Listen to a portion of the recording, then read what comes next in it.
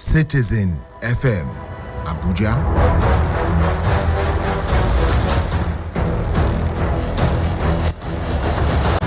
Time for news on the hour.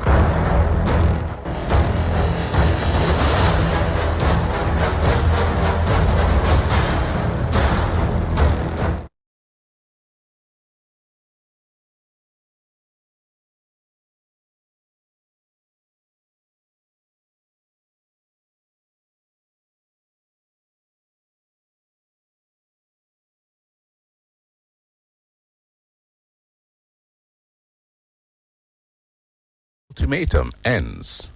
Stop inflating fuel price. Ipman warns private depots. And dispute over Bakassi Peninsula, not war, says Beer. Good evening. It's a warm welcome to Citizen FM News at 6. I am Bolawola Makinde.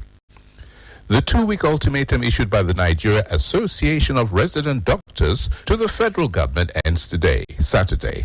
The association has, however, scheduled its extraordinary National Executive Council meeting for Monday, May 15, 2023, virtually to deliberate on the ultimatum.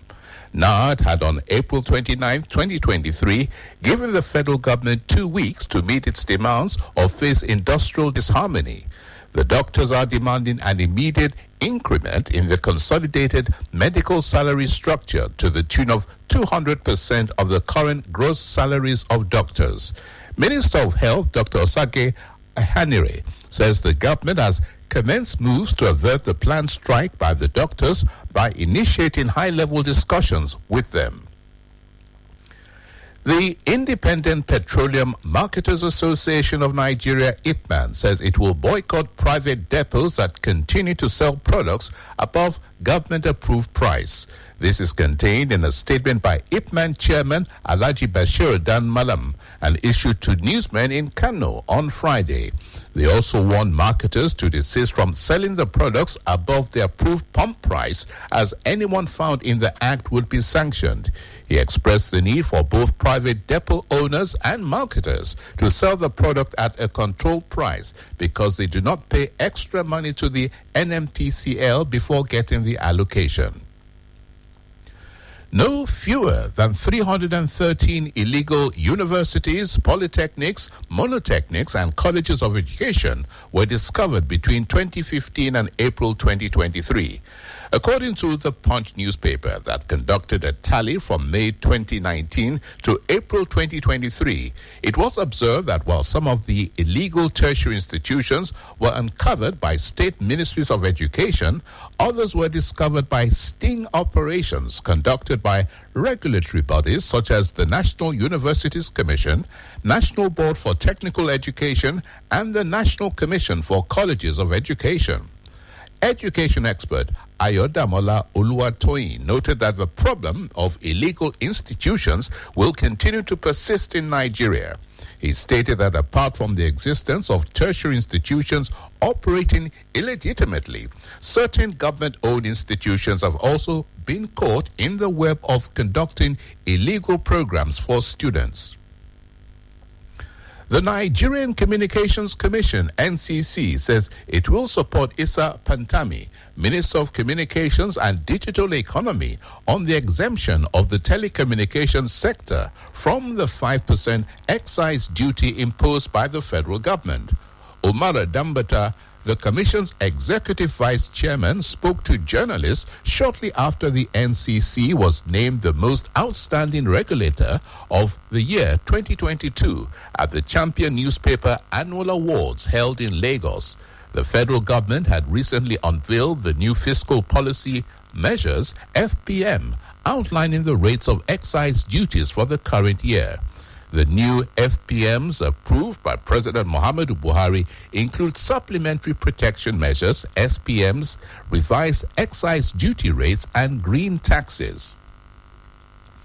The World Bank has said 7 countries, including Nigeria, Afghanistan, Burkina Faso, Haiti, Somalia, South Sudan, and Yemen, are experiencing catastrophic levels of food insecurity, adding that this indicates the threat of famine. This was revealed in the Apex Bank's latest food security update titled Food Security Update, World Bank Response to Rising Food Insecurity, published on Friday. The report also stated that the number of people experiencing crisis and acute food insecurity was the highest on record since the Global Report on Food Crisis started in 2017. Drawing on research from the International Food Policy Research Institute and other centers, the report stressed the need for well-coordinated early warning systems and anticipatory action frameworks to prepare and organize responses before a crisis. In foreign news, Pope Francis called on Friday politicians to find solutions to reverse Italy's declining birth rate, warning that young people face a titanic effort to start families in a precarious environment. The 86-year-old pontiff opened the second day of a Rome conference involving politicians, business and social leaders focused on the dwindling number of babies born in Italy, a figure that experts warn will lead to the impoverishment of the nation. For the first time last year, Italy's births fell below the threshold of 400,000 at 393,000, according to ITSTAT, the National Statistic Institute. That compared to 713,499 deaths in a population of around 58 million. Meanwhile, Ukrainian President Volodymyr Zelensky arrived Rome on Saturday for meetings with Prime Minister Giorgia Meloni and Pope Francis in his first visit to Italy since Russia's invasion.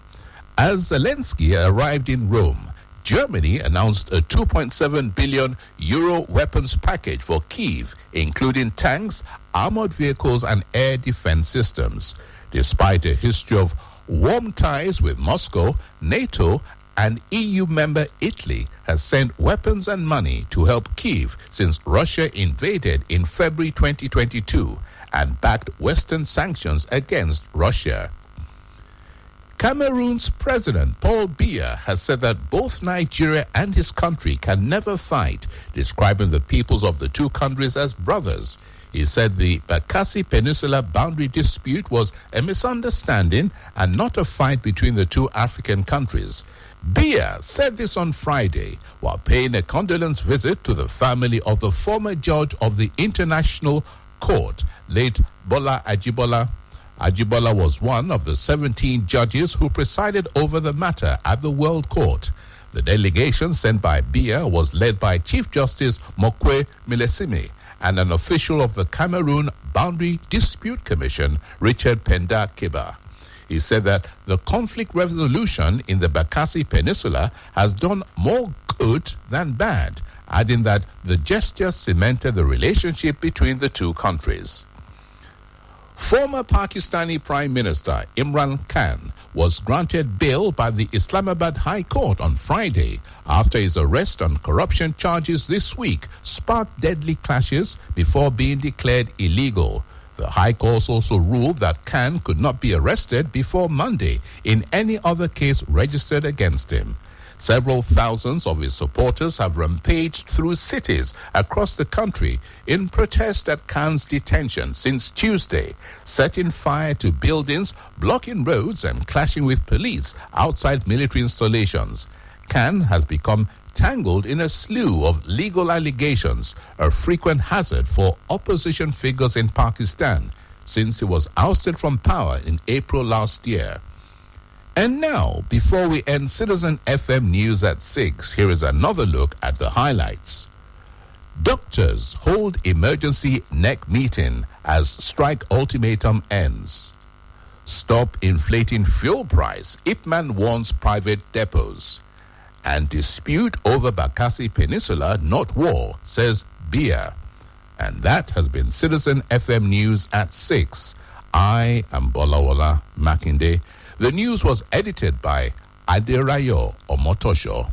To listen to us online, do visit www.citizenfm.ng and follow us on social media. Facebook at Citizen FM Abuja, Instagram at Citizen FM 937, and Twitter at Citizen FM 937.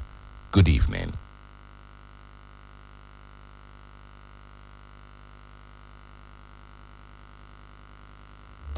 Hello, Abuja. You are listening to 93.7 Citizen FM, the latest radio station based in Nigeria's capital. Our station seeks to broadcast a broad mix of culture and views with priority given to development programming to enable residents share ideas and opinions.